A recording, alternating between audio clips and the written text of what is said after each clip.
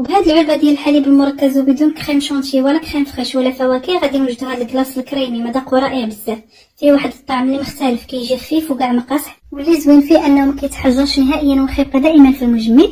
لهاد الوصفه كنستعمل 2 العلب صغار ديال الحليب المركز غير المحلى، ممكن نديروا العلبه الكبيره. كندخلهم المجمد حتى كيبردوا مزيان لمده ديال ساعتين، من بعد كنصبهم في واحد البول وكنطلعهم بالطراب الكهربائي. راه بسرعه هاد الحليب كيطلع. من بعد كنضيف قشور حامضه وكنزيد هنا نص كاس ديال سنيده، ممكن ديروا على حسب الذوق ديالكم. صافي كنبقى مستمره بالتحريك وكنضيف 2 ديال العلب ديال الجبن الكريمي اللي كيكونوا حتى هما باردين مزيان، وانا كنطرب كنكب بالتدريج نص كاس ديال عصير الحامض اللي حتى هو بارد.